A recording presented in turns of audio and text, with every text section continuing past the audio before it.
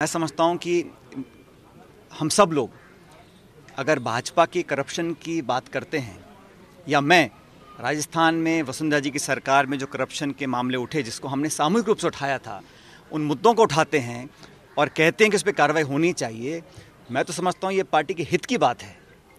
और मैंने अध्यक्ष रहते हुए और सम्माननीय गहलोत साहब जो समय महासचिव थे, हम सब ने कई बार ऑन रिकॉर्ड इन बातों को कहा है कि वसुंधरा जी की सरकार में भू माफिया, शराब माफिया, बजरी माफिया, खान माफिया, तरह तरह के माफिया पनपे थे। और आज अगर कोई कह दे कि कोर्ट कचहरी का बहाना लेकर उन वादों को पूरा नहीं करे, हमने मांग करी थी सीबीआई की जांच की। हम लोग गए ज्ञापन लेकर राष्ट्रपति जी के पास, राजस्थान के गवर्नर के पास कि एक न्यायपूर्वक कार्रवाई हो, निष्पक्ष जांच हो और अगर किसी ने गलती की है तो उसकी सज़ा मिलनी चाहिए अगर तथ्य सामने आते हैं जांच के बाद। तो मैंने ही मांग रखी थी कि एक जांच हो।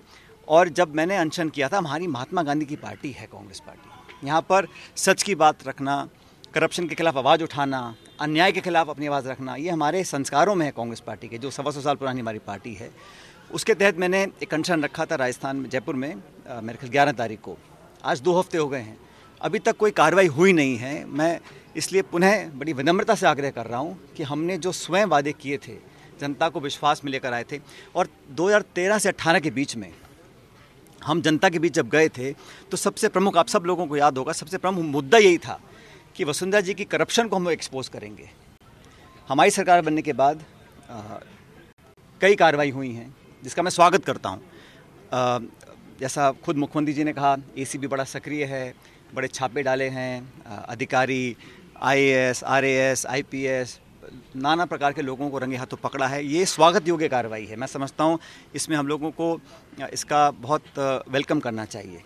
लेकिन हम लोग जब सत्ता में आए थे, 5 साल विपक्ष में रहे, तो हमने ये कभी नहीं कहा था कि हम कार्रवाई कर कर पटवारियों को पकड़ेंगे, अधिकारियों को पकड़ेंगे, इसलिए वोट दीजिए। हमने कहा था कि हम वसुंधरा जी के कार्यकाल में जो करप्शन हुआ है उस पर कार्रवाई करेंगे। इस बात को सुनकर जनता ने हमको वोट दिया था, तो वो करना बहुत ज़रूरी है। मैं समझता हूँ अब बहुत कम समय रहा है चुनाव से पहले, इसलिए इस पर कार्रवाई करनी चाहिए।